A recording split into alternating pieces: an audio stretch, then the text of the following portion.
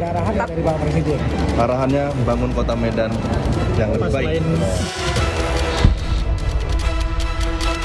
Pak Jokowi itu saya kira itu presiden yang paling berhasil ya, yang membangun dinasti politik pasca reformasi dari anaknya ya, dari wali kota, kemudian cawapres, menantunya. Nah ini kalau termasuk nanti, kalau misalnya Mas Kaisang berhasil di Solo, Erina berhasil di Sleman, wah itu luar biasa keberhasilannya.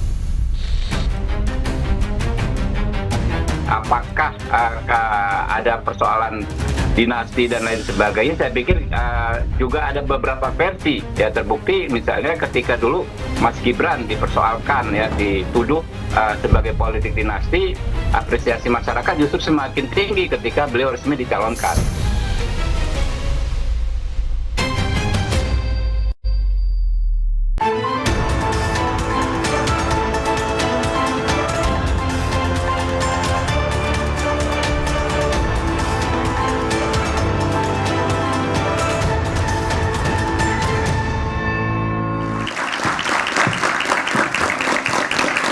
Selamat malam saudara, belum juga redup sorotan kepada Gibran Rakabuming Raka putra Jokowi yang maju sebagai calon wakil presiden dalam pemilu 2024. Kini dua menantu Jokowi mulai dilirik untuk maju di pilkada. Istri Kaisang Pangarep, Erina Gudono, masuk radar DPC Partai Gerindra Sleman untuk maju sebagai calon bupati. Sementara Bobi Nasution, suami dari Kahiyang Ayu yang kini menjabat sebagai wali kota Medan, juga didukung Partai Golkar maju dalam pemilihan Gubernur Sumatera Utara. Apa yang membuat partai ini proaktif mendekati keluarga Jokowi? Benarkah karena peluang menang lebih besar? Atau mungkin juga apakah Erina dan Kaisang akan menjadi tra Jokowi selanjutnya di pilkada? Kita akan membahasnya malam hari ini bersama dengan sejumlah narasumber. M. Kodari, Direktur Eksekutif Indobarometer. Malam Mas Kodari. Malam. Bang Ade Armando, politisi PSI. Malam Mas Ade. Mas Ciko Hakim, politisi PD Perjuangan. Malam. Dan Adi Praetno, Direktur Parameter Indonesia. Malam semuanya. Tidak hanya kami berlima di studio, tapi juga kami kehadiran mahasiswa dari Universitas Budi Luhur, Unika, dan Politeknik Negeri Jakarta. Saudara, inilah dua arah. Saya Audrey Chan.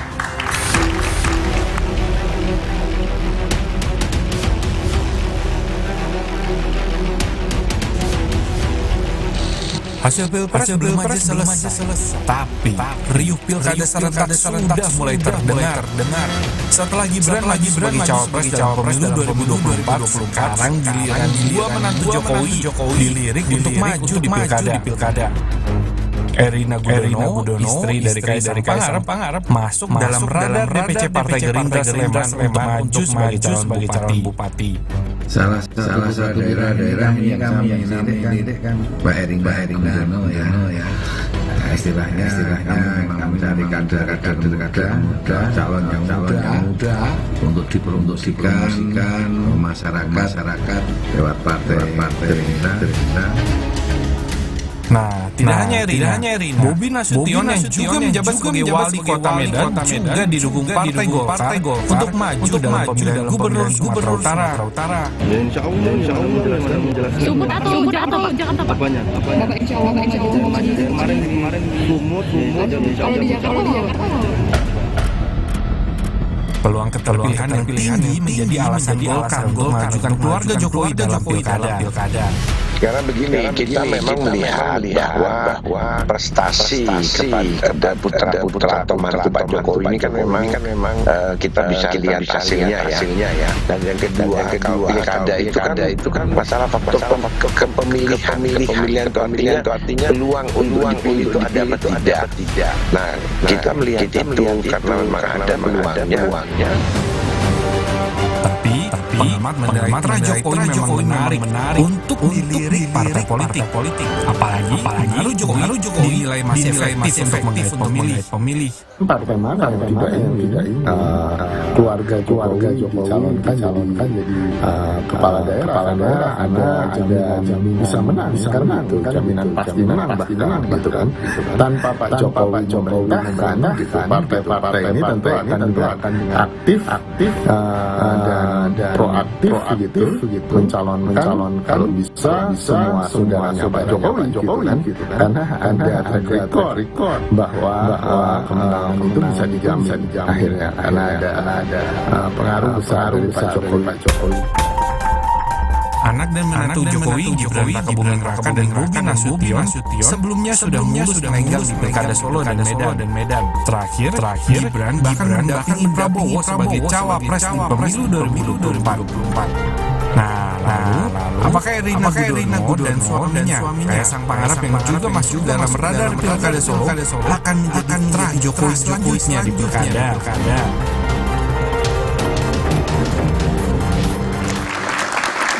Jadi kalau gitu Bang sebenarnya nih analisanya memasukkan nama Erina Gudono, istri Kaisang Pangarep masuk bursa pilkada ini sederhana karena pengaruh nama Pak Jokowi. Jadi jaminan membawa nama keluarga Pak Jokowi pasti menang.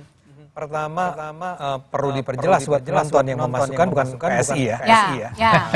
Rindra, tapi ini kan wakilnya. Sampai dituduh PSI yang mengajukan nama-nama. Dan PSI pasti mendukung. PSI pasti mendukung. Tapi begini. Ya, ini kan ada satu faktor utama yang penting di sini adalah memang ada yang mengajukan. Dan yang mengajukan Pak Jokowi ya. Yang mengajukan adalah satu Gerindra, kedua adalah Golkar. Gerindra untuk Irena, Golkar untuk Mas Bobi. Nah, yang harus ditanya adalah memang kepada partai tersebut. Mengapa mengajukan nama Irena dan Mas Bobi? Saya duga nggak mungkin. Jangan lupa ada nama Mas Kaisang juga di Pilwalkot salah satunya juga diusung nih. Ya, tapi kan pertanyaannya yang dua tadi Irena dan Bobi ya. Jadi gini. Partai itu tidak akan sembarangan mengajukan nama hanya untuk menyenangkan hati Pak Jokowi misalnya. Gerindra ini untuk menyenangkan hati Pak Prabowo. Dia pasti mengajukan nama yang potensial menang. Dia mencari nama-nama di antara begitu banyak orang di sana yang dianggap potensial untuk bisa memenangkan pertarungan. Nah, bahwa kemudian Gerindra memilih Irena dan Golkar memilih Bobi itu pasti karena ada kaitannya dengan paling tidak popularitas. Saya tidak tahu berkaitan juga dengan kualitas. Saya percaya kualitasnya. Tapi yang jelas adalah kalau orang politik ini kan hitungannya sesederhana bahwa kalau saya mengajukan nama ini dia akan menang nggak? Berarti lebih kepada jaminan pasti menang. Nah, pertanyaannya kan tadi kaitannya dengan Pak Jokowi nggak? Saya duga ada dalam arti begini. Pak Jokowi ini memang menjadi nama sakti sekarang ini. Ketika Gibran dimajukan menjadi presnya Pak Prabowo, semua survei menunjukkan bahwa memang ada efek menendangnya. Jadi Gibran sekarang ini dilihat juga pada Mbak Erina dan Mas Bobi. Apakah kedua orang ini juga punya daya tendang yang sama besarnya dengan daya tendangnya Mas Gibran? Ya barangkali saja. Artinya saya duga sudah dilakukan semacam penjajakan elektabilitas survei sebelumnya yang kemudian secara meyakinkan menunjukkan bahwa kedua tokoh ini memang adalah keluarganya Pak Jokowi. Tapi pada saat yang sama kalau dia adalah Pak Jokowi tapi tidak punya daya tendang yang meyakinkan pasti tidak akan dipilih. Kalau gitu Pak Ciko wakil PDIP Perjuangan ini melihatnya lebih ke aji mumpungnya kah? Atau senyumannya atau ada yang lain? Ya tentunya ada jadi pandangan umum di masyarakat soal aji mumpung pasti juga ada. Dan tentunya tadi sudah disampaikan kan masalah menang kalah. Nah ini yang sebenarnya tidak baik bagi politik di Indonesia ya. Demokrasi ini kalau bicara selalu ujung-ujungnya menang dan kalah. Kita harus juga mencari calon-calon yang mumpuni satu hal yang mempunyai pengalaman di bidang manajemen misalnya. Juga pernah bekerja beberapa tahun di berbagai bidang dan menunjukkan prestasi. Kita bicara Bobby ya mungkin lebih pantas dibandingkan dengan mungkin Erina yang saya belum mengetahui pengalaman seperti apa yang dia punya. Walaupun tentunya saya tahu dia sekolah di pendidikannya lumayan oke dan mendapatkan beberapa beasiswa. Tapi kan nggak cukup cuma. Nah, kita juga menyayangkan juga politik yang sudah berdiri begitu lama seperti Golkar maupun Gerindra begitu banyak kadernya yang mumpuni mungkin jadi bypass oleh orang-orang yang dianggap lebih akan punya kemungkinan menang baik. Tapi kan tentunya demokrasi kita nggak hanya akan menuju seperti itu aja. Kalau kita melihat demokrasi di negara-negara yang lebih maju dan lebih lama berkecimpung dalam demokrasi tentunya soal kepantasan juga jadi hal yang utamakan. Jadi lebih pentingin kualitasnya memastikan menang atau menang. Tentunya harus seiring dan kualitas dan tentunya juga kemungkinan untuk. Tapi saya menyayangkan aja kalau ke depan kita terus-menerus berpikir untuk menang dan kita tahu sendiri instrumen hukum kita belum begitu canggih untuk menghentikan hal-hal seperti money politics dan lain-lain, mempolitisasi bansos dari uang negara. Ini yang sangat ke depan demokrasi. Jadi memajukan nama dari keluarga Pak Jokowi, Bang Ade ibaratnya seperti bypass gitu, nggak usah capek-capek lah. Misalnya kampanye di mana-mana cukup gitu. Ya sudah menjual nama keluarga Pak Jokowi pasti menang. Ya hampir pasti itu tidak akan terjadi dong. Pasti di dalam masa-masa nanti sebelum akhirnya beliau berdua itu terpilih, itu akan dilewati dengan cara pemilu biasa. Dan politisasi bansos? Enggak, saya rasa aman. Udah aman kok. Keluarga Jokowi itu bersih. Oke, lanjut. Mereka akan langkah-langkahnya biasa kan? Ya tapi salah satu yang menguntungkan mereka adalah di belakang mereka ada nama Jokowi. Itu akan segera menarik perhatian masyarakat dan masyarakat yang bersimpati dengan Pak Jokowi selama ini akan menganggap bahwa orang-orang ini adalah orang-orang yang juga punya kualitas yang serupa dengan Pak Jokowi walaupun barangkali tidak sejajar, tapi adalah orang-orang yang sama diharapkannya untuk memimpin daerah mereka. Jadi jangan bayangkan bahwa dengan sendirinya mereka akan menang. Masyarakat kan juga tidak bodoh. Masyarakat akan memilih secara kritis juga. Dan untuk itu mereka harus memperoleh informasi yang cukup mengenai calon-calon yang mereka akan pilih. Mas Adi, kalau melihat dari Pilpres begitu ya, kan efek Pak Jokowi sangat kuat sekali. Segitu kuatnya juga efek di Pilkada. Nanti kan November. Ya, saya kira sampai hari ini tidak ada yang bisa membantah bahwa Jokowi efek itu masih kuat secara signifikan. Bukan hanya soal rating yang hampir menyentuh 80% ya, tapi karena posisi sebagai presiden yang saya kira ini akan menjadi the one and only magnet yang kemudian membuat begitu banyak partai politik tertarik untuk menjadikan keluarga besar Pak Jokowi sebagai bagian dari insentif politik elektoral mengusung mereka bertanding. Sorry to say misalnya, kalau bicara tentang pilkada di Sleman, saya kira memang selama ini Erina ini kan tidak pernah menjadi pembicaraan. Kan banyak nama-nama yang ada di dalam. Nah, Erina muncul tentu ada dengan nama besar Pak Jokowi seperti yang disampaikan oleh Bang Ade Armando. Saya berharap sebenarnya Bang Ade Armando itu agak keras kalau soal politik dinasti. Karena salah satu politik PSI itu ya adalah menolak dinasti. Saya nggak tahu posisi itu juga menentukan argumentasi. Artinya apa? Itu tidak bisa dilepaskan dan tidak bisa dibantah. Yang ingin saya katakan adalah dalam demokrasi memang haram hukumnya melarang itu untuk bertanding ya. Itu di pilkada, di pilpres, di pileg dan seterusnya. Bagi saya adalah yang menjadi catatan itu kan pertanyaan setelahnya. Ada footnote kritis. Kalau begini ceritanya, orang seperti Bang Ade Armando nggak perlu berproses, cukup menjadi anak presiden. Dia akan gampang dilamar untuk bertanding dimanapun. Yang kedua, partai politik ini kan dari dulu dikritik. Salah satu fungsinya adalah rekrutmen elit sebagai upaya untuk didelegasikan sebagai kandidat dalam pertandingan politik elektoral. Kalau jumping begini, kasihan dari bawah. Kasihan loh. Bang Ade nggak merasa ini. Kasihani diri sendiri, Bang. Saya kasihani. Enggak lah. Saya sudah merasa percaya diri sekali. Jadi tidak ada masalah. Saya bukan anak siapa-siapa. Orang tua saya sudah meninggal dulu bertahun-tahun yang lalu. Saya bukan anak orang terkenal, bukan anak orang penting. Tapi kan yang ingin dikatakan oleh Mas Adi itu adalah bahwa politik dinasti itu berbahaya. berbahaya. Itu kan yang jadi stressing point dia tadi kan. Nah, ini memang berbeda dengan saya. Saya barangkali memang datang pada saat PSI sudah melewati masa kritik terhadap politik dinasti. Ya.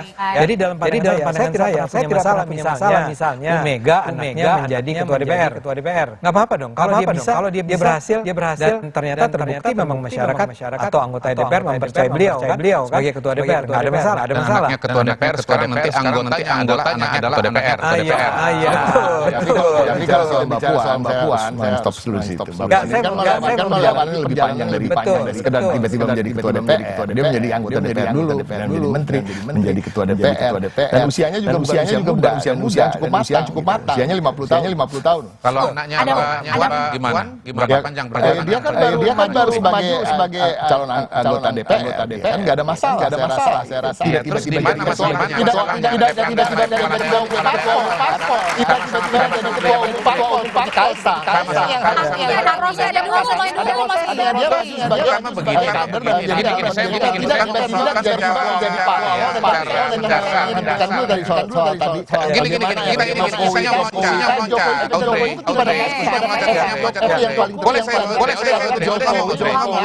Instrumen negara untuk memenangkan partai politik. Tapi tidak sekedar namanya aja. Oke. Mas Godar. Diskusi itu adalah dasarnya pertama untuk mengajukan anak, cucu, atau kemudian saudara itu tidak dilarang undang-undang. Mahkamah Konstitusi sudah membuat keputusan bahwa hal itu diperbolehkan dan justru dengan adanya larangan itu bisa membuat semacam diskriminasi terhadap status kelahiran dan kekerabatan seseorang kepala daerah atau pejabat publik. Kenapa? Karena orang kan nggak bisa memilih. Mau lahir anaknya Mbak Puan, anaknya Bu Mega, atau anaknya Pak Jokowi. Tidak bisa memilih atau melahirkan. Etis atau nggak etis atau nggak dulu bapak-bapak kita akan kembali tetap di Juara.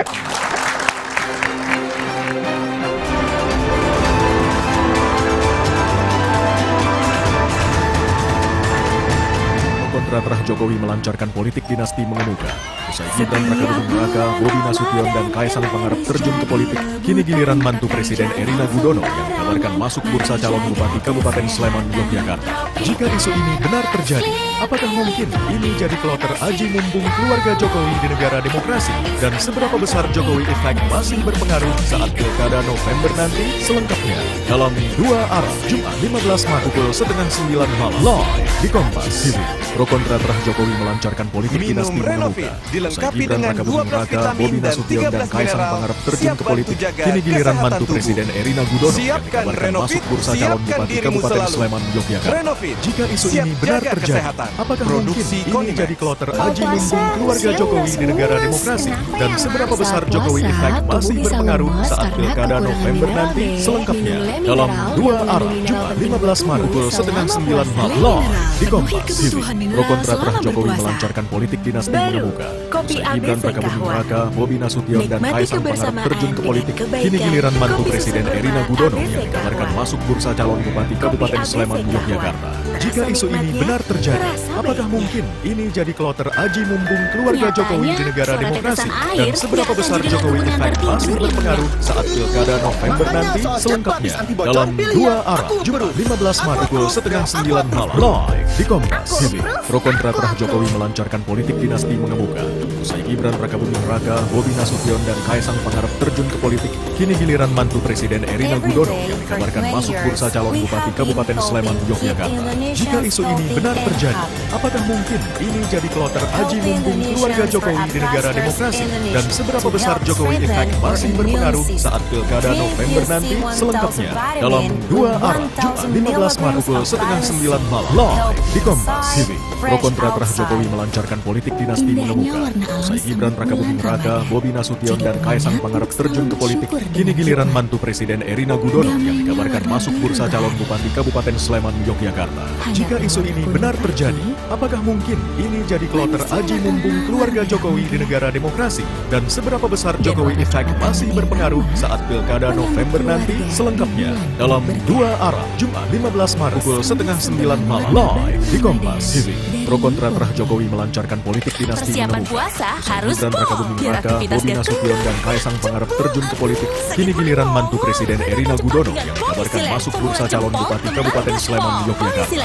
Jika isu ini benar terjadi, apakah mungkin ini jadi kloter aji mumpung keluarga Jokowi di negara demokrasi? Dan seberapa besar Jokowi Effect masih berpengaruh saat Pilkada November nanti? Selengkapnya dalam Dua Arah, Jumat 15 Maret pukul 8:30 malam live di Kompas TV. Pro kontra terah Jokowi melancarkan politik dinasti mengemuka. Usai Gibran Rakabuming Raka, Bobi Nasution dan Kaisang Pangarep terjun ke politik, kini giliran mantu Presiden Erina Gudono yang dikabarkan masuk bursa calon Bupati Kabupaten Sleman, Yogyakarta. Jika isu ini benar terjadi, apakah mungkin ini jadi kloter aji mumpung keluarga Jokowi di negara demokrasi? Dan seberapa besar Jokowi Effect masih berpengaruh saat Pilkada November nanti? Selengkapnya dalam Dua Arah, Jumat 15 Maret pukul 8:30 malam live di Kompas TV. Pro kontra terah Jokowi melancarkan politik dinasti mengemuka. Gibran Rakabuming Raka, Bobi Nasution dan Kaisang Pangarep terjun ke politik. Kini giliran mantu Presiden Erina Gudono yang dikabarkan masuk bursa calon Bupati Kabupaten Sleman, Yogyakarta. Jika isu ini benar terjadi, apakah mungkin ini jadi kloter aji mumpung keluarga Jokowi di negara demokrasi? Dan seberapa besar Jokowi Effect masih berpengaruh saat Pilkada November nanti? Selengkapnya dalam Dua Arah, Jumat 15 Maret pukul 8:30 malam live di Kompas TV. Pro kontra terah Jokowi melancarkan politik dinasti mengemuka. Usai Gibran Rakabuming Raka, Bobi Nasution dan Kaisang Pangarep terjun ke politik, kini giliran mantu Presiden Erina Gudono yang dikabarkan masuk bursa calon Bupati Kabupaten Sleman, Yogyakarta. Jika isu ini benar terjadi, apakah mungkin ini jadi kloter aji mumpung keluarga Jokowi di negara demokrasi? Dan seberapa besar Jokowi Effect masih berpengaruh saat Pilkada November nanti? Selengkapnya dalam Dua Arah, Jumat 15 Maret pukul 8:30 malam live di Kompas TV. Pro kontra terah Jokowi melancarkan politik dinasti mengemuka. Usai Gibran Rakabuming Raka, Bobi Nasution dan Kaisang Pangarep. Pengusulan tersebut salah satunya mungkin karena memang keluarga beliau ikut all out berjuang memenangkan Prabowo Gibran di Sleman juga mungkin karena memang seorang tokoh juga yang dikenal di masyarakat, apalagi perempuan ya. Saat ini memang jarang pemimpin perempuan dan ketika ada pemimpin perempuan mendapat atensi yang lebih dari masyarakat. Jadi pertanyaan saja boleh dilarang Mas Kodari, tapi Mas Kodari pertanyaannya siapa enggak sih? Ya begini, pertama sih soal Erina Gudono ini kan statusnya masih omong-omong. Ini kan belum suatu kepastian politik. Jangan juga kemudian kita berdebat seolah-olah memang sudah pasti akan maju. Mungkin yang lebih relevan. Berkaca sama Gibran bilangnya enggak, tapi totalnya jadi. Iya, politik itu kan dinamik. Mungkin yang lebih relevan itu soal Bobi. Menurut saya Bobi itu jauh lebih realistis dan mungkin untuk maju sebagai calon gubernur, dan menurut saya itu sangat wajar karena pada hari ini dia adalah wali kota. Di mana-mana tempat yang namanya gubernur itu sekarang calon memang dari wali kota atau bupati yang dianggap berhasil. Kebetulan dalam kasus Bobi, saya sudah melihat hasil surveinya bahwa Bobi itu memang sekarang surveinya paling tinggi di antara calon-calon yang lain, bahkan lebih tinggi daripada petahana. Nah, kalau sudah posisinya seperti itu tentu tidak mengherankan bahwa Partai Golkar kemudian ingin mengusung Bobi karena ingin menang gitu ya. Jadi saya kira bukan cuma Partai Golkar, partai yang lain pun juga sangat berminat untuk mencalonkan Bobi Nasution sebagai calon gubernur di Sumatera Utara. Jadi menurut saya diskusinya akan dalam proporsi yang sesungguhnya yang sebenarnya. Kalau kita mau berbicara mengenai kandidat dari keluarga Pak Jokowi, pertama kembalikan kepada undang-undang karena landasannya ada di situ. Yang kedua kembali kepada situasi dan kondisi yang real intinya ya. Menurut saya boleh, saya nggak ngomong etis ya. Menurut saya ini boleh. Memang undang-undang membolehkan dan pengalaman saya tahun 2020 etis atau enggaknya? Balik ya, kita ngomong dalam real politik. Boleh atau tidak boleh? Atau Mas Adi? Boleh atau tidak boleh? Gimana? Etis atau enggak? Tadi kan masalah boleh, tidak dilarang sama undang-undang, tapi etis apa enggaknya itu kalau soal undang-undang kita memang itu tidak ada larangan. Tapi kan undang-undang ini kan juga tidak bisa memberikan suatu aturan-aturan yang begitu detail. Di negara ini kan banyak hal yang tidak etis dilaksanakan dan dilakukan oleh berbagai orang gitu. Misalnya saya memberi contoh yang memang tidak dengan pilkada. Misalnya kita bicara soal ketua KPU yang melakukan hal yang tidak senonoh dengan salah satu peserta pemilu. Ya kan ada rekamannya, juga divonis ditegur oleh DKPP dan lain-lain. Hal-hal seperti itu kalau itu terjadi di negara demokrasi yang lebih maju, ya orang tersebut akan mundur sendirinya. Nah itulah masalah etika dan moral. Ya, ini yang masih kurang di negara kita, dan kita harapannya tentu pemimpin di negeri ini memberikan contoh supaya ini menjadi juga patokan selain patokan hukum itu. Nah ini yang saya lihat kurang terjadi di Indonesia, dan harapan kami tentunya ke depannya PDI Perjuangan juga pernah mengusung Pak Jokowi, nah juga mengusung Mas Gibran, Pilwakot. Ya tapi memang pada saat itu ketika kita mengusung Pak Jokowi memang itu menjadi keinginan di dari akar rumput. Kemudian juga sama dong. Ini juga akar rumput ya. Kalau begitu, maka berawali dengan dinasti sebagai seseorang yang memang diusulkan oleh ketua DPC pada saya kira Pak Seko ini mengatakan bahwa Gerindra tidak boleh mengusung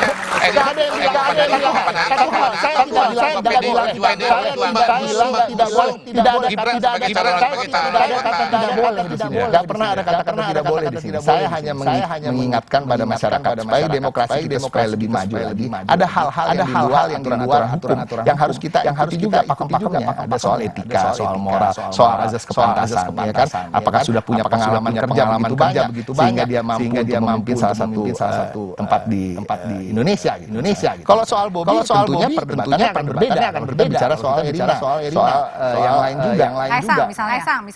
Kaisang juga. Ini Kaisang udah melompat ketika dia tiba-tiba menjadi ketua umum aja itu juga udah menjadi pertanyaan.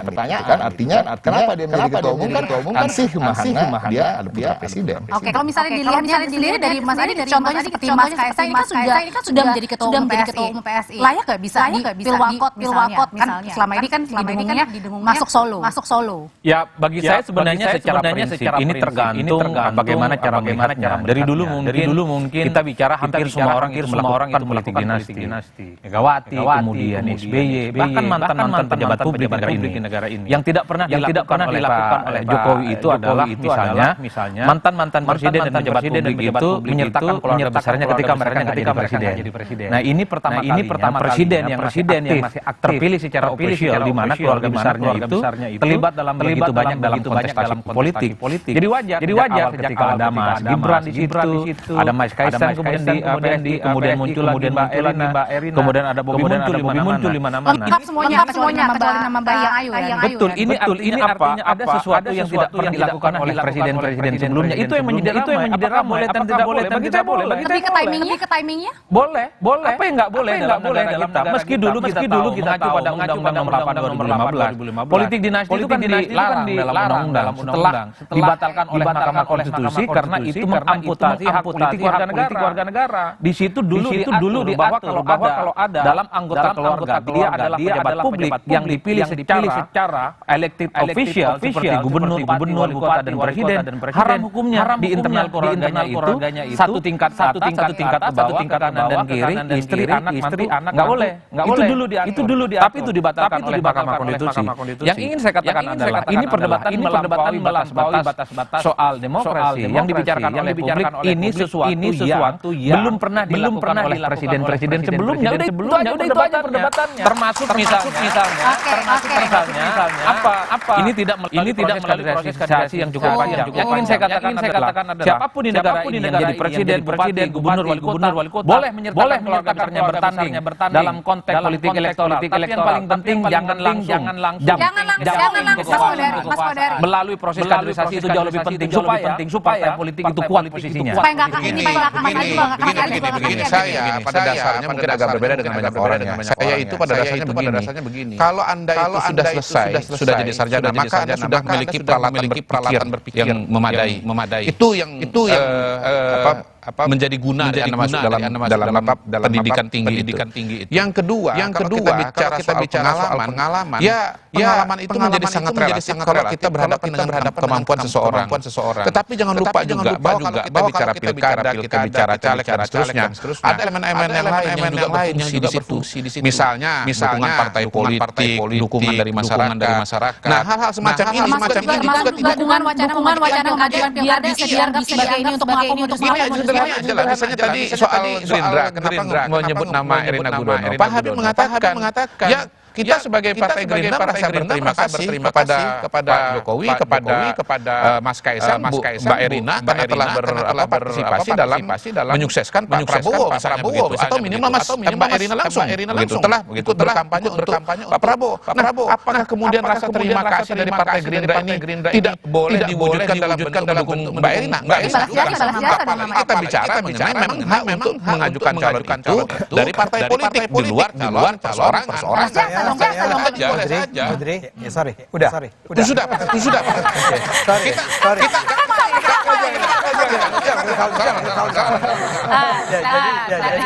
Jadi setiap kali kita bicara etika, ini kan memang sesuatu yang sebetulnya bersifat relatif.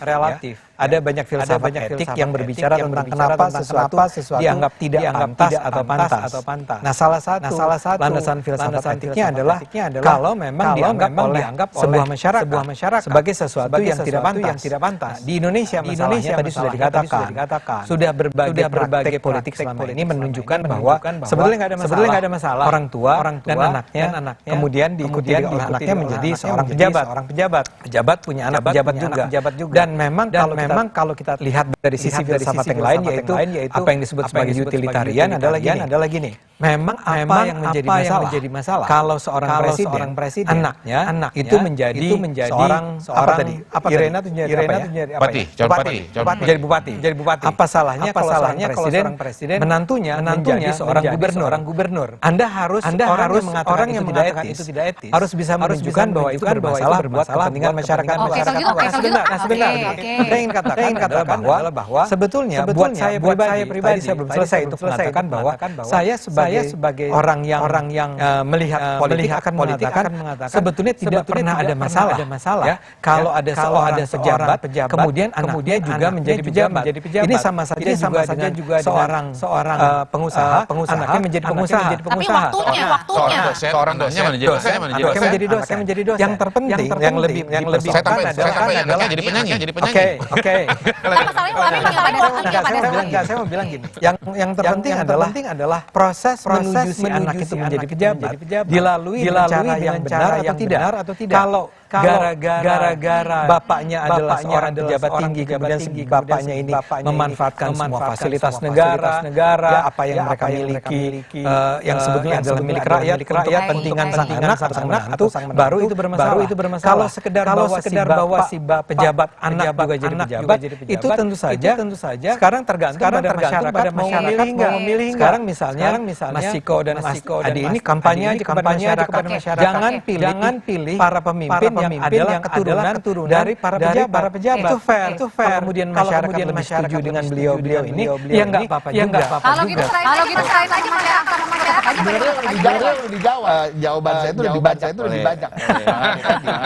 Itu tadi. Kata kuncinya adalah bagaimana pejabat tinggi negara, apalagi seorang presiden tidak menggunakan instrumen negara untuk memenangkan anaknya. Nah, masalahnya di Indonesia ini hal-hal seperti itu kan kita udah tahu jadi rahasia umum. Ini hal-hal yang tidak bisa dihindari. Itu masih kadang-kadang bahkan normal. Nah, ini yang menjadi masalah.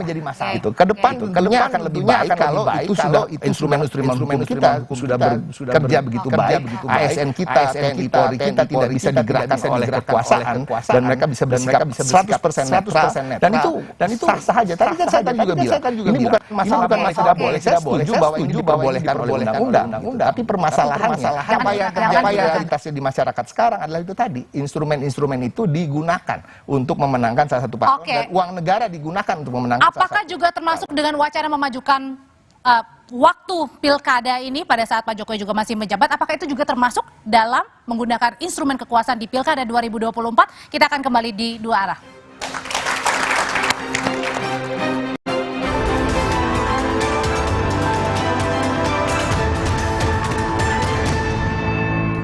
kini giliran mantu Presiden Erina Gudono yang dikabarkan masuk bursa calon Bupati Kabupaten Sleman, Yogyakarta. Jika isu ini benar terjadi, apakah mungkin ini jadi kloter aji mumpung keluarga Jokowi di negara demokrasi? Dan seberapa besar Jokowi efek masih berpengaruh saat Pilkada November nanti? Selengkapnya dalam Dua Arah, Jumat 15 Maret pukul 8:30 malam, live di Kompas TV. Pro kontra terah Jokowi melancarkan politik dinasti mengemuka.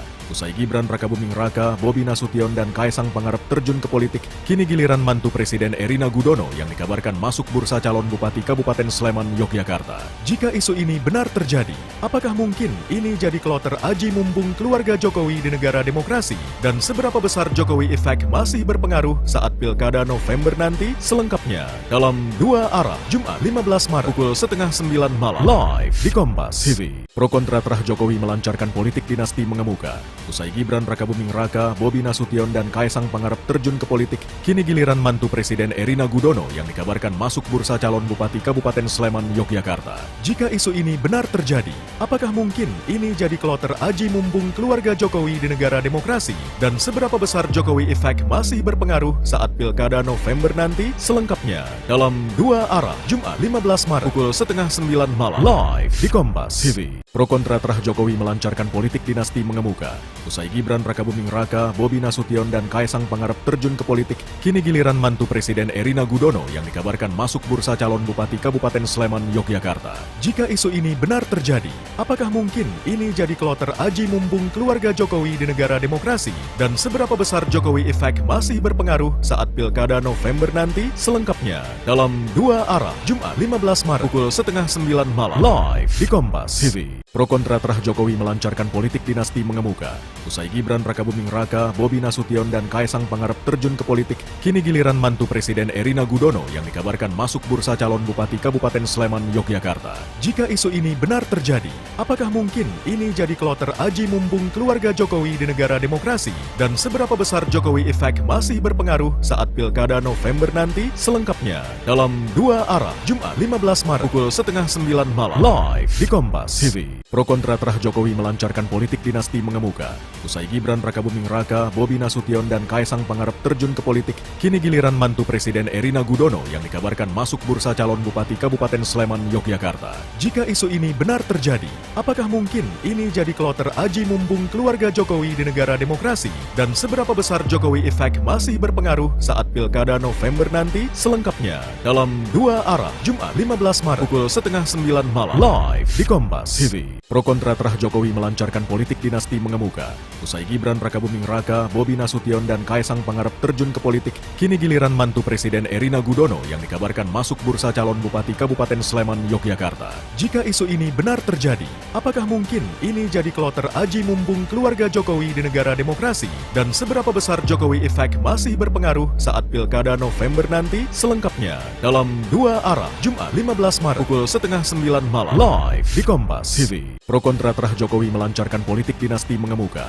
Usai Gibran Rakabuming Raka, Bobi Nasution, dan Kaisang Pangarep terjun ke politik, kini giliran mantu Presiden Erina Gudono yang dikabarkan masuk bursa calon Bupati Kabupaten Sleman, Yogyakarta. Jika isu ini benar terjadi, apakah mungkin ini jadi kloter aji mumpung keluarga Jokowi di negara demokrasi? Dan seberapa besar Jokowi efek masih berpengaruh saat Pilkada November nanti? Selengkapnya dalam Dua Arah, Jumat 15 Maret pukul 8:30 malam, live di Kompas TV. Pro kontra terah Jokowi melancarkan politik dinasti mengemuka.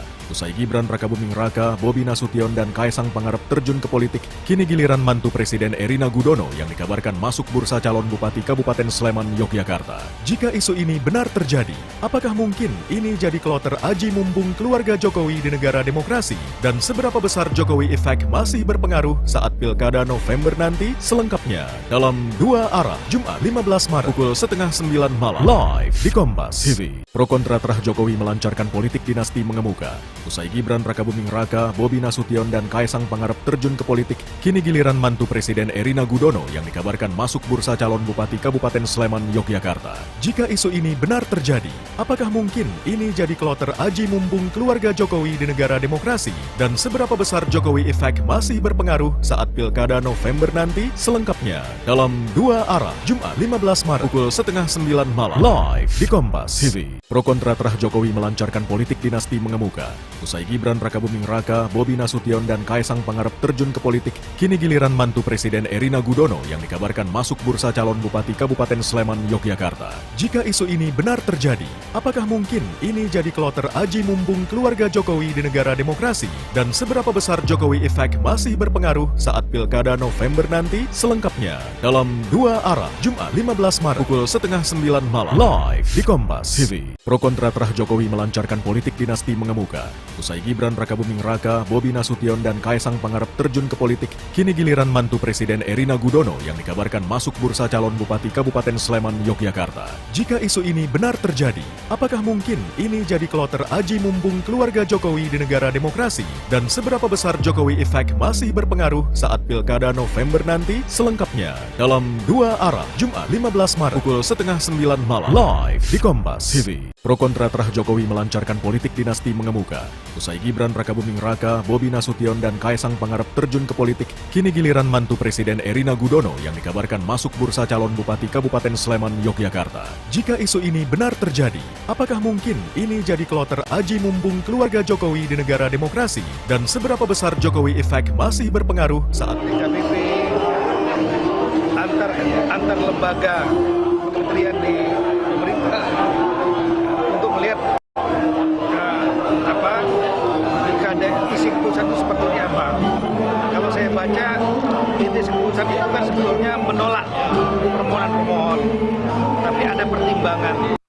Jadi itu adalah pernyataan dari Mendagri Tito Karnavian setelah mengetahui putusan MK yang menolak memajukan pilkada. Tapi tadi tagline-nya atau tadi ada garis besarnya adalah mempertimbangkan. Kalau gitu mempertimbangkan jangan-jangan bisa aja waktunya pilkada ini dimajukan.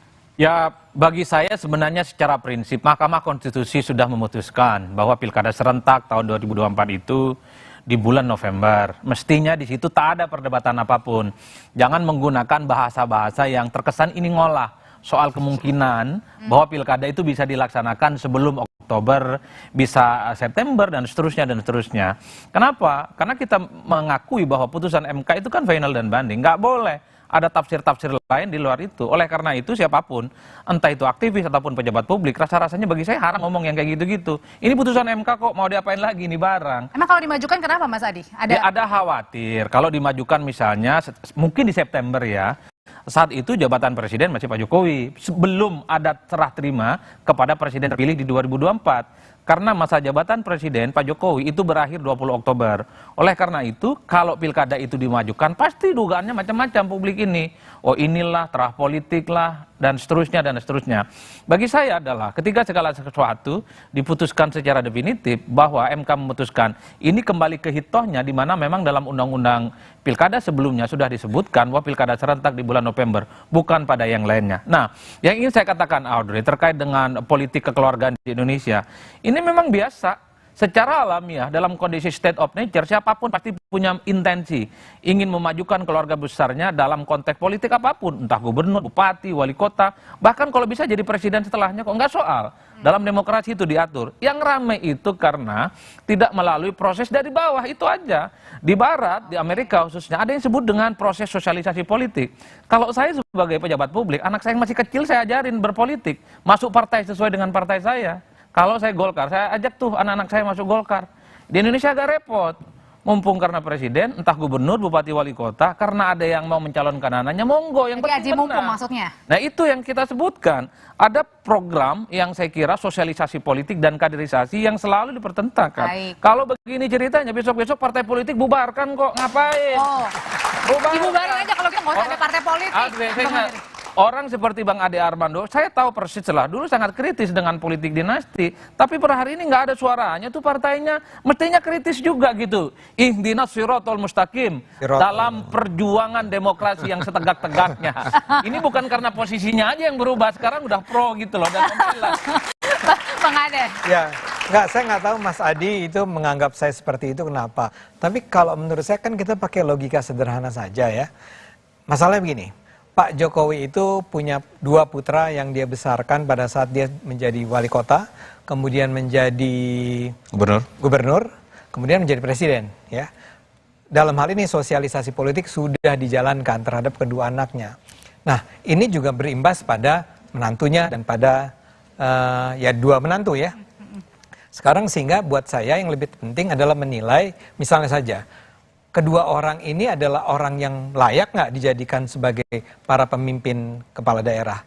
Ya kita lihat saja, sekarang pertama-tama kita lihat Irena kan. Irena itu sekolahnya bagus ya. Erina ya. Erina. Makanya saya lebih hafal gue. Ya, Ini kelihatan Bang Ade ini pemain pengganti dia.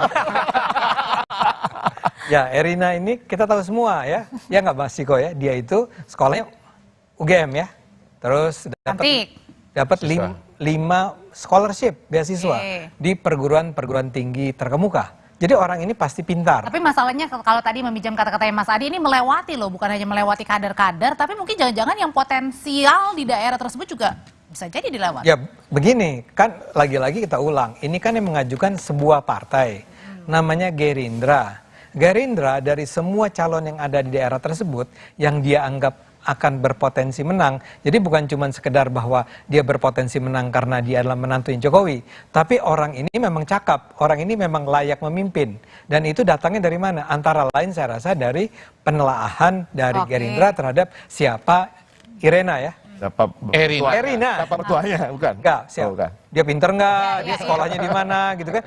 Bayangkan 5 scholarship. Itu kan menandakan bahwa paling tidak dibandingkan saya yang cuma dulu dapat 1 scholarship. Kalau Mas Kaisang? Mas Kaisang apalagi? Backgroundnya pengusaha. Mas Kaisang ini adalah, Mas Kaisang nih ya, kita pindah ke Mas Kaisang sebentar, buat saya nih. Sebentar. Mas Kaisang itu adalah orang yang dibesarkan oleh Pak Jokowi. Pertama-tama ikut kepada kampanye-kampanye wali kotanya Pak Jokowi. Kemudian ke gubernur DKI, bahkan kemudian presiden. Dia itu punya pengetahuan politik yang luar biasa, jauh above average dibandingkan orang-orang Indonesia, baik seusianya maupun yang lebih tua. Dan kemudian dia juga memang pintar, dia berhasil sebagai seorang pengusaha. Jadi saya ingin katakan bahwa jangan anggap rendah lah keluarga Jokowi ini. Jangan anggap rendah Mas Ciko. Kalau gitu Didit cocok dong jadi Danyon ya. Siapa itu? Didit Prabowo cocok jadi Danyon ya kalau gitu. Maksudnya gimana? Dia kan batalion ya, karena tapi kan dia desainer. Mungkin kalau dia jadi tentara, gitu kan. Mungkin kalau dia jadi tentara, ini batal dengan demi. Kok jadi batal? Hal menurut saya. Argumentasinya. Jadi gini, gitu. kita argumentasinya batal. Kok jadi batal? Ya, apa hubungannya sama Didit ya? Tidak otomatis anak seseorang politisi lalu dia hebat menjadi politisi. Nah, saya mau masuk sana, saya mau nyambung ya. Saya boleh nyambung ya, Bang Ciko ya. Saya boleh nyambung sama Bang Ciko. Nggak tepat, tunggu dulu. Iya, ini menurut saya nggak tepat lah argumen-argumen seperti itu. Saya rasa kita harus melihat juga gimana sepak terjangnya di dunia itu gitu. Ini masalahnya nggak bisa cuma karena dia di rumah ya kan, sehingga dia selalu ikut bapaknya. Apakah betul-betul ikut bapaknya 24 jam sehari kan juga enggak gitu. Apakah betul dilatih untuk itu? Karena latihan itu kan satu hal dia sekolahkan di sekolah-sekolah terbaik. Jadi nggak bisa digeneralisasi. Jadi Audrey begini. Jadi gini Audrey, pada titik ini saya mau masuk soal yang penting. Kita itu nggak bisa melarang orang untuk punya minat atau panggilan kepada bidang tertentu. Itu juga harus dipertimbangkan. Saya nggak pernah mengatakan soal larangan itu. Begini, kan begini ya, kita ini kan bicara soal apakah seseorang itu akan melangkah menjadi kepala daerah atau menjadi seorang politisi. Nah, dalam kasus Mas Didit, anaknya Pak Prabowo misalnya, kita nggak melihat beliau itu punya passion ke bidang politik. Ya. Walaupun peluang, kesempatan itu ada, tapi karena memang dia nggak ada panggilan ke sana, maka dia tidak melangkah ke sana. Gitu loh. Dan orang-orang juga melihat bahwa Mas Didit ini tidak ada panggilan ke sana, sehingga teman-teman di Gerindra, mana pernah kita mendengar orang di Gerindra mengusulkan Mas Didit menjadi kepala daerah atau tapi harus dibedakan antara berbeda kasusnya, berbeda kasusnya dengan misalnya banyak Mas hal yang sering dikatakan kalau oleh Kaisang sebelum dia masuk ke dalam dunia politik bahwa ingin menjadi pengusaha. Bang Ciko, tadi kan? saya menunggu Anda selesai. Nah, masalahnya ini Bang kan Ciko, tadi saya menunggu Anda selesai. Sekarang Anda nggak menunggu saya selesai. Oke, baik. Ini nggak ada yang dengar.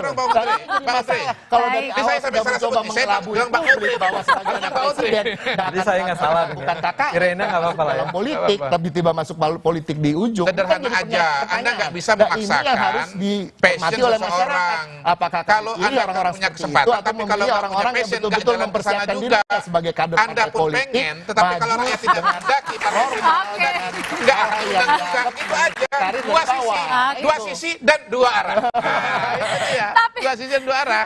Ini orang bisa dengar nggak sih apa yang dia bilang? Bisa Bang, karena ada dua. Ada penggemar yang berdebat kalau Kalau murni hanya sebatas pengusaha, rasa-rasanya agak sulit, kecuali jadi pengusaha politik. Nah. Itu jauh lebih menjanjikan. Enggak, saya nggak ngerti sebetulnya yang dipersoalkan. Saya tadi dikatakan soal Erinanya. Erina itu menurut saya punya track record yang baik. Kemudian dikatakan Mas Kaisang. Mas Kaisang kan menjadi ketua PSI, ya. Setelah melewati proses yang cukup panjang, bukan 2 hari lah Mas Ciko, ya. Berapa seminggu? Agak 20 hari lah, enggak. 20 hari, ya. Panjang dia. Enggak, saya ulang ya, saya koreksi ini ya. Bertahun-tahun ya. Saya rasa argumen saya bisa diwakilkan oleh Ade Armando nih hari ini. Saya mau bilang bahwa ngomong terkepleset loh. Tolong didengar omongan orang loh. Kalau gitu, saya mau bilang sebentar, sebelum diputus, saya mau katakan bahwa Mas Kaisang itu sudah mempersiapkan diri untuk menjadi seorang politisi sejak paling tidak sejak dia mulai belajar berbohong. Tuh kan, ini dipotong terus kan. Oke, kalau gitu pertanyaan selanjutnya adalah masih nggak sih Jokowi efek ini akan mempengaruhi di Pilkada 2024? Apalagi tadi mengutip lagi. Pasti. Belum. Apalagi ada wacana Pilkada akan dimajukan pada saat Pak Jokowi ini memerintah sebagai Presiden Republik Indonesia. Tetaplah bersama kami di Dua Arah.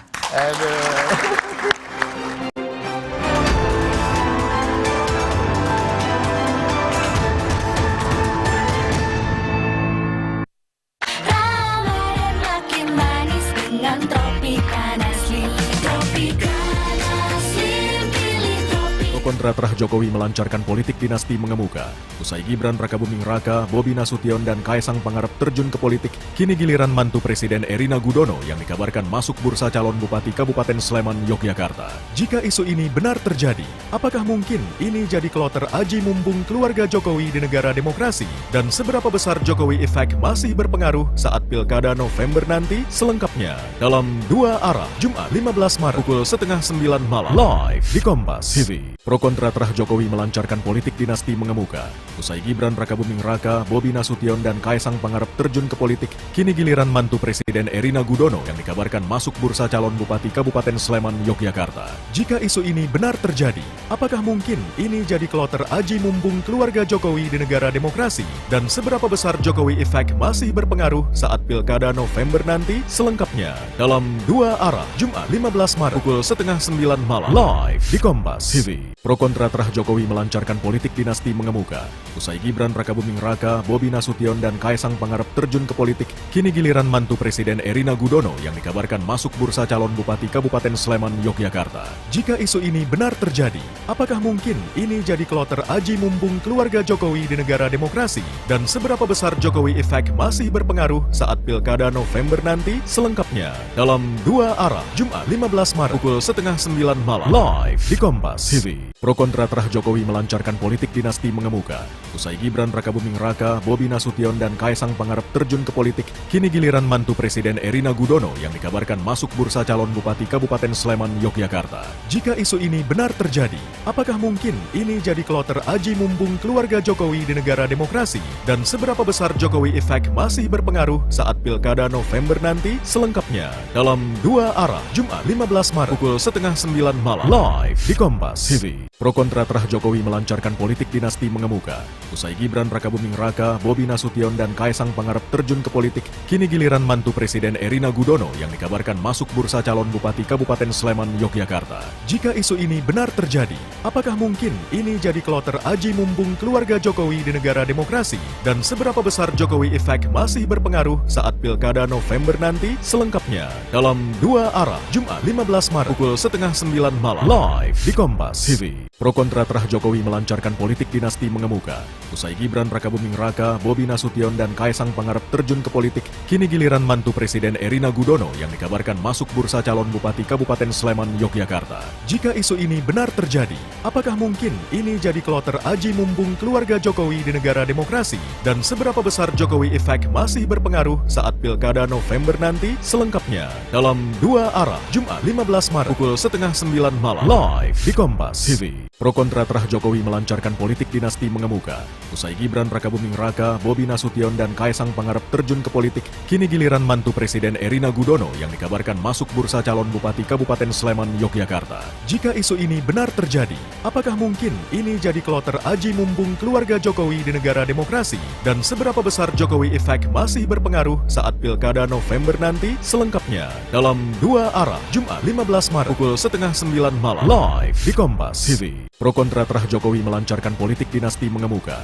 Usai Gibran Rakabuming Raka, Bobi Nasution, dan Kaisang Pangarep terjun ke politik, kini giliran mantu Presiden Erina Gudono yang dikabarkan masuk bursa calon Bupati Kabupaten Sleman, Yogyakarta. Jika isu ini benar terjadi, apakah mungkin ini jadi kloter aji mumpung keluarga Jokowi di negara demokrasi? Dan seberapa besar Jokowi Effect masih berpengaruh saat Pilkada November nanti? Selengkapnya dalam Dua Arah, Jumat 15 Maret pukul 8:30 malam, live di Kompas TV. Pro kontra terah Jokowi melancarkan politik dinasti mengemuka. Usai Gibran Rakabuming Raka, Bobi Nasution, dan Kaisang Pangarep terjun ke politik, kini giliran mantu Presiden Erina Gudono yang dikabarkan masuk bursa calon Bupati Kabupaten Sleman, Yogyakarta. Jika isu ini benar terjadi, apakah mungkin ini jadi kloter aji mumpung keluarga Jokowi di negara demokrasi? Dan seberapa besar Jokowi Effect masih berpengaruh saat Pilkada November nanti? Selengkapnya dalam Jadi seberapa besar Mas Kodari bisa mempengaruhi efek Pak Jokowi ini di Pilkada 2024?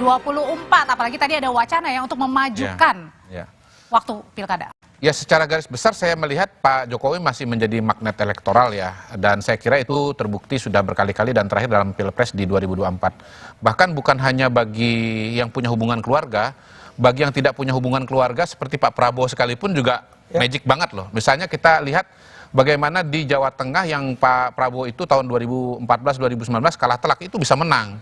Kemudian di Bali begitu juga kejadiannya. Bagaimana cara menjelaskan kemenangan Prabowo kalau bukan persepsi bahwa Pak Prabowo itu dekat dengan Pak Jokowi.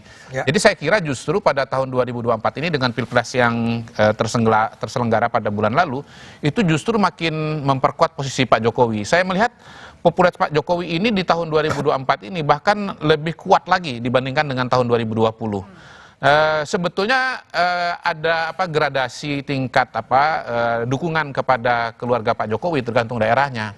Misalnya di Solo pada tahun 2020 itu saya survei ngelihat Mas Gibran sudah unggulnya kuat banget gitu. Sementara di Medan keunggulannya itu jauh lebih tipis gitu. Jadi sebetulnya balik lagi apa kata Bang Ade di depan tadi, ini nggak otomatis, semuanya kembali kepada rakyat. Rakyat itu adalah juri dan pengadil yang tertinggi. Kalau keluarganya Pak Jokowi semakin kuat nih Mas Adi, kira-kira kalau bagi parpol pengusung gimana nih? Ketergantungan terus nggak nih untuk selamanya mungkin?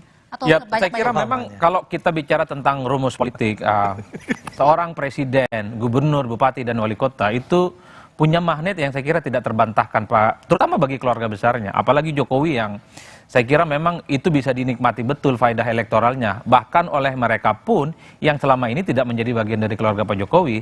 Jadi kalau betul misalnya Mbak Erina ini maju di Sleman, bagi saya soal warisan elektabilitas Pak Jokowi itu akan menurun secara signifikan. Apalagi pada saat yang bersamaan, hanya jelang mungkin kurang lebih hanya sebulan Pak Jokowi sudah tak lagi jadi presiden. Dan ingat, Jawa Tengah itu per hari ini pun dukungan terhadap Jokowi kuat.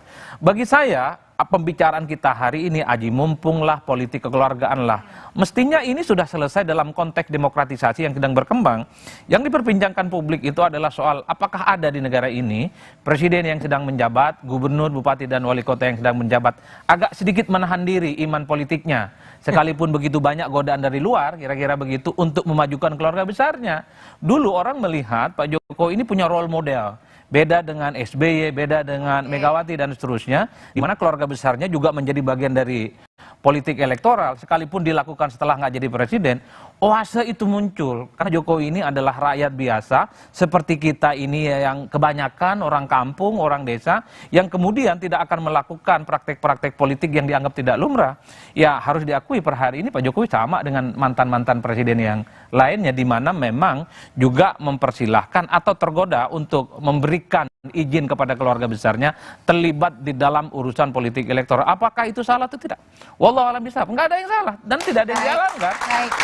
Cuman kan kita butuh seorang pemimpin, entah di pasca 2024 ada tidak presiden terpilih itu yang mencoba untuk tidak menyertakan keluarga besarnya untuk menjadi bagian dari politik elektoral. Itu di kita, kalau di tempat lain sih bebas aja sih sebenarnya. Oke, jadi kalau sampai di sekarang ini yakin nih terahnya Pak Jokowi pasti akan menang di manapun, di pilkada misalnya. Saya bahkan meramalkannya bukan hanya mereka bakal menang, tapi apa yang akan terjadi adalah sama dengan bagaimana orang terkejut melihat kemampuan Gibran kemarin. Setelah dia dihina-hina sebagai bocil dan macam-macam, tapi kemudian justru dia menjadi salah satu faktor terpenting dalam pelonjakan suara Pak Prabowo. Nah, saya membayangkan ini juga akan terjadi pada misalnya Erina itu saya yakin ya dengan kemampuan yang dia miliki, kalau dia betul-betul maju dan dia akan menang kalau dia maju, maka dia akan membawa daerah tersebut ke arah yang jauh lebih baik dan orang akan kemudian mengakui keberhasilan beliau. Begitu juga dengan Mas Bobi ya. Mas Bobi akan mengubah citra yang selama ini mungkin melekat dengan Sumatera Utara dan orang akan mengatakan ternyata memang benar Mas Bobi ini adalah seorang pemimpin yang sesungguhnya. Dan tentu saja satu lagi adalah bos kami, Mas Kaisang. Mas Kaisang itu akan membawa PSI ke arah yang jauh lebih tinggi lagi, jauh lebih maju lagi. Dan kemudian pada saat itulah orang seperti Mas Adi dan Mas Ciko akan mengatakan ternyata mereka memang adalah pemimpin-pemimpin sesungguhnya. Bukan hanya keluarga Jokowi, tapi betul-betul warga negara Indonesia yang memimpin ini. Baik, kalau gitu terakhir Mas Ciko, kalau gitu gimana dengan PDI Perjuangan? Siap lagi head to head nih dengan keluarganya Pak Jokowi? Jadi gini, masalah soal political dynasty ini saya tidak pernah mempermasalahkan apakah anak siapa mau jadi apa, itu nggak pernah jadi masalah. Tapi menjadi masalah ke depan bagi bangsa kita supaya demokrasi kita ini menjadi demokrasi yang lebih baik, demokrasi yang memberikan manfaat bagi rakyat, bukan hanya demokrasi soal 50% plus 1 atau demokrasi tentang angka-angka kemenangan dan lain-lain, yaitu adalah mempersiapkan diri untuk menjadi seorang politisi, seorang pemimpin di daerah, ataupun seorang anggota parlemen dengan baik. Artinya kita harus memantaskan diri kita pada posisi-posisi yang akan kita inginkan bagi diri kita dan bagi bangsa dan negara. Kalau kita bicara political dynasty, kita bicara Brunei misalnya, yang betul-betul sebuah dinasti kerajaan, dia menyekolahkan anak-anaknya bahkan yang bukan akan menjadi putra mahkota pun di sekolah-sekolah terbaik di dunia dan dibiarkan untuk menempuh jalur pekerjaan yang mumpuni sehingga dia siap untuk bisa memimpin bangsa. Artinya adalah kepentingan rakyat harus di atas segalanya. Betul. Ya. Baik. Terima kasih Mas Ciko, Mas Adi Praetno terima kasih, Mas Kodari terima kasih, Bang Ade Armando terima kasih. Saudara, masuknya nama anak dan menantu Jokowi dalam radar pilkada bukan hal baru. Saat pemilu 2024 saja, partai politik ramai-ramai mendorong Gibran Rakabuming Raka untuk maju sebagai calon wakil presiden. Etika politik bahkan sempat diterjang saat pilpres, kerap kali alasan dipilih rakyat. Dijadikan sebagai tameng seolah syarat demokrasi sudah terpenuhi dan dinasti politik menjadi hal yang biasa. Partai seharusnya bisa menjadi tempat seleksi awal dalam pilkada, bukan justru mencari kenyamanan dengan sosok terkenal yang sudah ada. Karena kemenangan harus diperjuangkan dan demokrasi harus diselamatkan. Saya Audrey Chandra, kawal terus hasil penghitungan pemilu 2024 hanya di Kompas TV, independen terpercaya. Sampai jumpa, selamat malam. Bang Ade, terima kasih.